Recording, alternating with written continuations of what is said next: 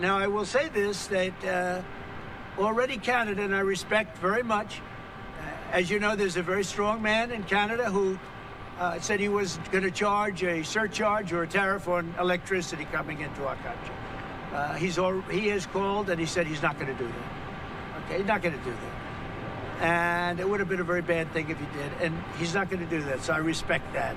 What a huge day today has been for Donald Trump. He was able to secure 3 major policy wins, the largest one being Canada backing down from their tariff threats. So, according to The Hill, Ontario agrees to suspend electricity surcharge ahead of talks with the United States.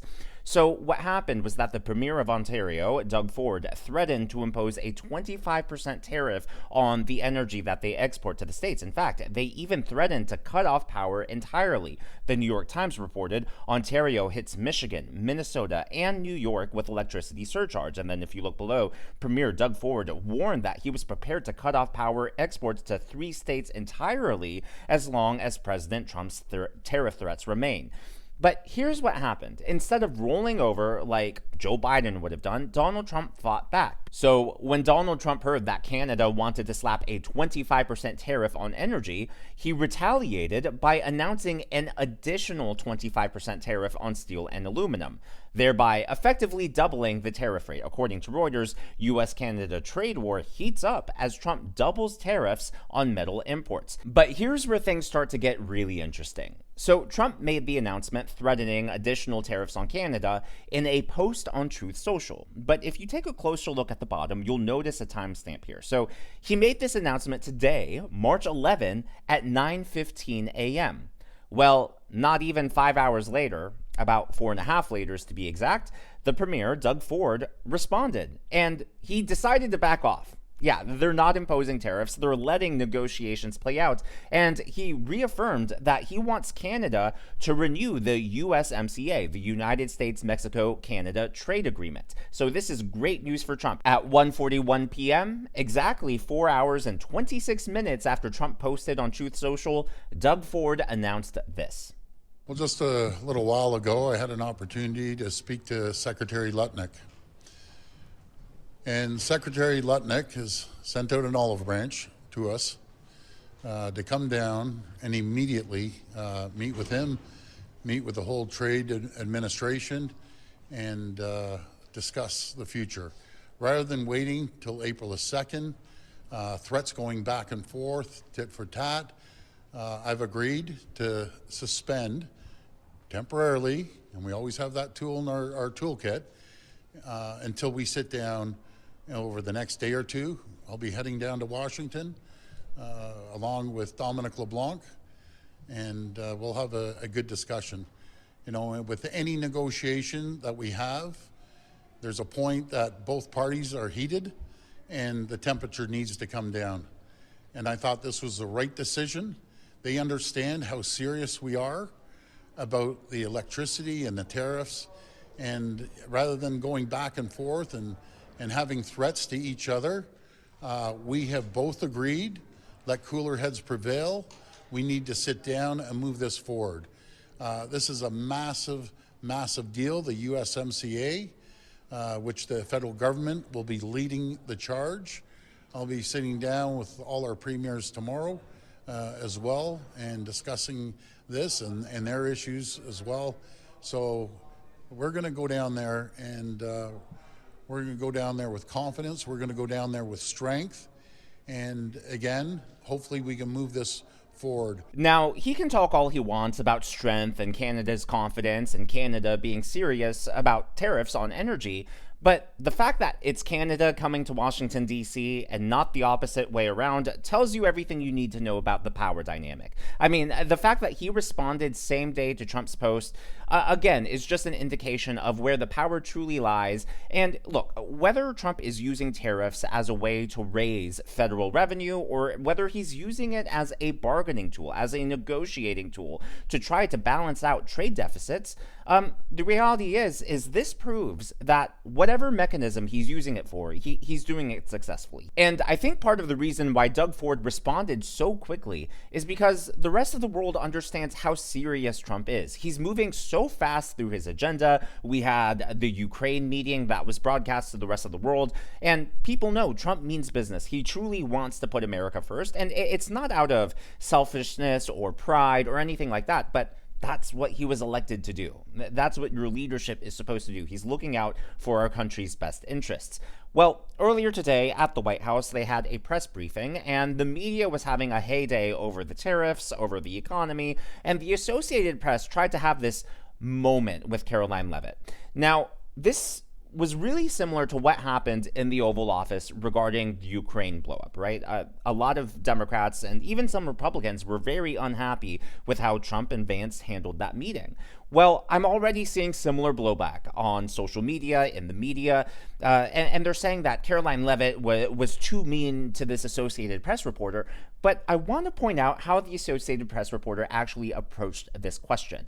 You know, the media, think about it for a second, from the press secretary's job. It's her job to be the communications mouthpiece for the administration, right? She's telling the media what Trump is doing, why he's doing it. She's not there to argue on his behalf. If they want to know why Trump is doing something, then ask him. He's been so open, so available to the press. But what happened here was that when the Associated Press didn't like the answer he got from Karoline Leavitt, he turned it personal. He started asking questions of her personally rather than asking questions about the administration. And that's what led to this blow up. When President Trump last addressed the BRT when he was on the campaign trail, his big push was on tax cuts. He's going there today as he's proposing tax hikes in the form of tariffs. And I'm curious for why he's prioritizing that over the tax cuts. He's actually not implementing tax hikes.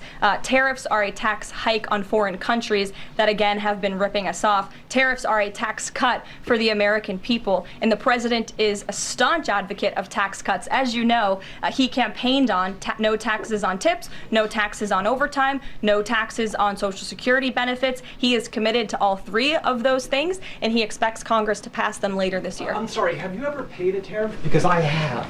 That's they it. don't get charged on foreign companies, they get charged on the importers. And ultimately, when we have fair and balanced trade, which the American people have not seen in decades, as I said at the beginning, revenues will stay here, wages will go up, and our country will be made wealthy again. And I think it's insulting that you're trying to test my knowledge of economics and the decisions that this president has made. I'm now regret giving a question to the Associated Press.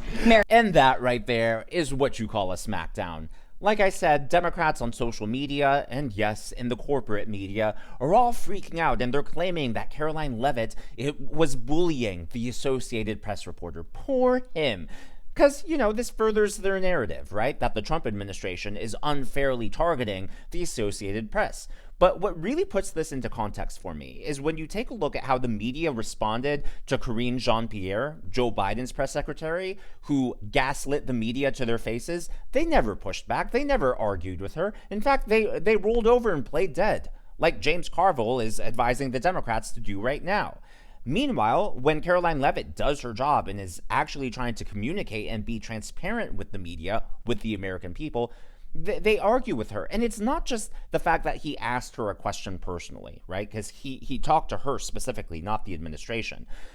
So he crossed the line there. But it was how he did it. It was the tone of voice, because it was very condescending. It was almost as if he was preparing to chastise her and try to own her, create a viral moment for himself. So I am very glad that she called him out the way that he did. So all of that was Trump win number one, getting Canada to back down from its tariffs and to get them to the negotiating table. I think that was a massive win and really delivers on the promise that Trump made during his campaign to help improve the economy for everyday people, for people like you and me. Now, Trump win number two is huge progress in regards to the war in Ukraine. So, Ukraine has now agreed to a 30-day ceasefire, but this is all contingent on Russia coming to the table as well. Marco Rubio made this announcement. Today we made an offer that the Ukrainians have accepted, which is to enter into a ceasefire and into immediate negotiations to end this conflict in a way that's enduring and sustainable and accounts for their interests, their security, their ability to prosper as a nation. I want to personally we both want to thank the Kingdom of Saudi Arabia, His Majesty, for hosting us, for making this possible. They've been instrumental in this process, and we're very grateful to them for hosting us here today. And hopefully we'll take this offer now to the Russians. And we hope that they'll say yes, to peace. The ball's now in their court. And but again, the president's objective here is, number one, above everything else, he wants the war to end. And I think today Ukraine has taken a concrete step in that regard. We hope the Russians will reciprocate. The war ending is a great thing. Europe has appeared to want to escalate this thing further, which is really dangerous, because when it comes to war, like I've said many, many times before, you have to have an off-ramp. If you don't have an off-ramp, if there's no way to exit, if there's no way to de-escalate, then all you have is escalation. And that is not just dangerous for Europe, but that is dangerous for the entire world.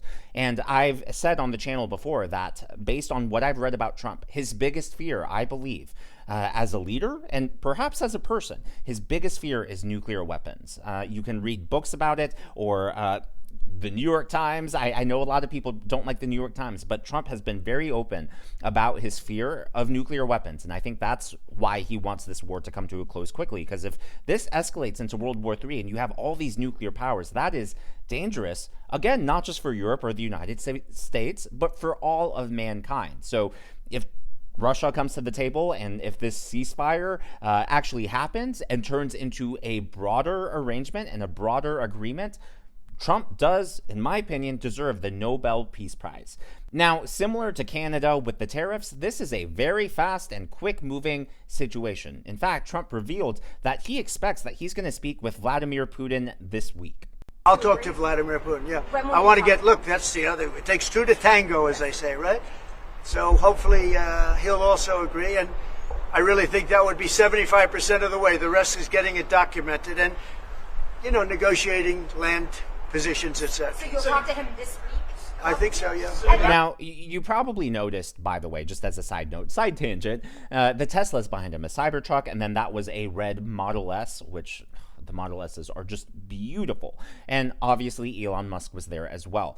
Well, in my last video, I reported on attacks against Tesla stores all across the nation. It's happening in New York all the way to Seattle. Some of you reported, I believe someone in my last video said they were from Chicago and it happened there, and someone said it happened in Atlanta. And so this is really happening all over the place. I mean, the stores are getting vandalized. People are breaking in, smashing the glass, destroying the cars. Cybertrucks are being set on fire. In New York, it looks like riots right around the store. Well, according to Reuters, Donald Trump says he will label violence against Tesla dealers as domestic terrorism.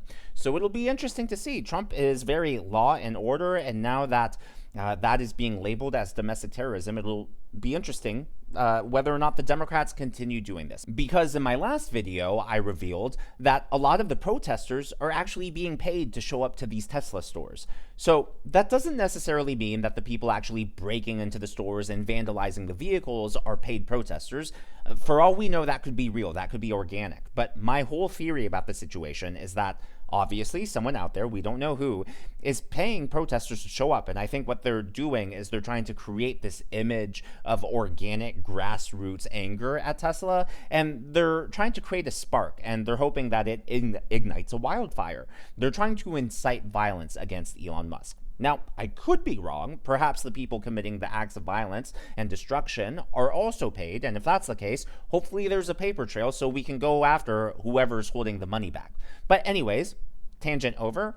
That right there was Trump win number 2, getting a partial ceasefire, getting halfway to the place of where we want to be, which is peace. And if you just think about the fact that Trump hasn't even been in office that long, he hasn't even been in office for a quarter, and we already have one side willing to accept. They've accepted a 30-day ceasefire, assuming that Russia agrees. That is huge progress. Great news. Trump win number 3 is the economy. Again, Trump was outside with Elon Musk, and he said this. But we didn't have these problems. I had no inflation. I had a great economy. He gave you high prices. You couldn't buy bacon. You couldn't buy anything. And also, I inherited a situation with eggs. The price of eggs was through the roof. Well, now the price of eggs has come down a lot. Interest rates have come down. Gasoline prices have come down. It's all coming down. It's all a beautiful thing. I can do it the right way or the wrong way. We're doing it the right way.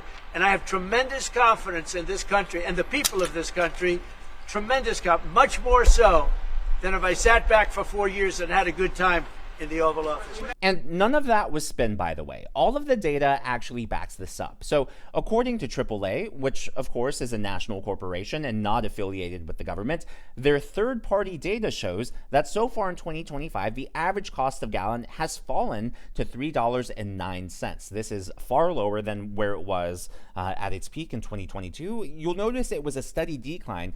Now, even though it was a steady decline, most of the reason that the 2025 numbers are down so far is actually because of the end of February going into the start of March. If gas prices were today what they were in January, then that 2025 column would have actually been just a tad higher than 2024. Now, Trump mentioned egg prices. There's one chart here you can see in November, and you can see the skyrocketing egg prices through December and the end of January, then a sudden downturn towards March. And then, not just that chart, but according to the Washington Examiner, egg prices have plunged nearly $2 since Trump was inaugurated.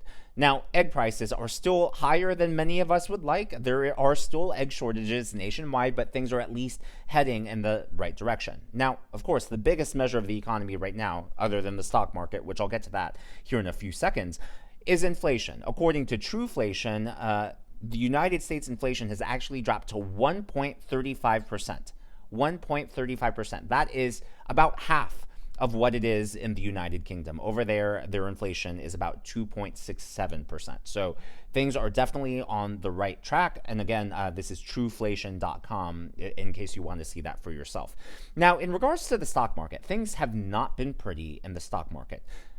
I don't think you can blame that on Trump. I have said many times before, and I will keep saying it, I've long sort of predicted and felt that there would be a recession in 2025, regardless of who won. I believe it would have been worse under Kamala Harris, and I think that Trump's policies are softening the blow, so to speak. But the stock market, part of the reason it's falling is because a lot of the stocks were overvalued. Not only were they overvalued, but a lot of the reason why they're falling is because they're realizing that as we cut back government spending, a lot of those companies were getting subsidies. A lot of those companies were helped during the bailouts. A lot of those companies were propped up with tax dollars. And so now that the government is actually doing its job, trying to restrict itself and get out of the private markets, I think what you're seeing is this natural contraction as the markets say, oh, we have to find our new equilibrium. And then you factor that in the fact that they were overpriced, overvalued to begin with. I think that explains all this turbulence. Now, of course, there is some turbulence because there always is with the new administration. And of course, Trump is unpredictable. There's all the fears about tariffs. But I don't think it's fair to blame the stock market falling on him because it is multifactorial. There are so many different moving parts that affect what happened in the stock market. But of course, MSNBC is going to do what the Democrats do. They are spinning this. They claimed, get this, they claimed that Trump inherited an amazingly strong economy and he's just throwing it all away. Yeah, and this is all, let's be clear, his doing. Yeah. He inherited a strong economy. It's his decisions that have led us to this moment. White House officials still publicly confident, publicly boasting, but there is, for the first time, some private anxiety about where this is going. We'll have more on that. MSNBC can choose to live in a state of denial, but personally, I like living in a state of Daniel. As always, all of that is just my analysis and commentary. That is what's going on in the world of politics from my point of view, and I would love to hear from you. So a lot of news stories in today's video, right? You're always free to welcome on any single story, but I am really curious. We are halfway there as far as a ceasefire in regards to Russia and Ukraine. Ukraine is there. Do you think that Russia will agree to this 30-day ceasefire? Yes or no? And why or why not? Let me know down in the comments below. I do plan on starting to read on air and respond to comments soon. I just haven't gotten a chance to do that. Trying to restructure the channel a little bit too, so you'll notice a few of you said you like the banners. Just, small changes, taking it a day at a time. And I do listen to ideas. Some of you have asked about memberships, about how you can support the channel, and I'm working on a plan, and I don't want to reveal anything until it's all figured out on my end, but something is coming soon and I'm excited to share it. And I have not, by the way, I've not forgotten, because I teased this around November of last year. I teased that in 2025 on the weekends, I want to start experimenting with like documentary style videos. So if there are topics you would like to hear about, let me know and I can add that. I have a list of about 15 ideas so far, but my idea, just to flesh it out a little more, is to either on Saturdays or Sundays, maybe both, are to have these documentary style, super well produced, like music, different angles, like, you know, what you would see on Discovery Channel, except politics, that I hope will be interesting and maybe help the channel also reach new audiences too, and hopefully provide some variety from daily news. But anyways, just something to look forward to, and it's always an open floor for ideas, so feel free to leave your thoughts down below. If you haven't already, be sure to give me a thumbs up. I know it's a simple thing to ask for, but it really does help me reach more viewers like you in the algorithm. Be sure to smash that subscribe button and to check out one of these videos.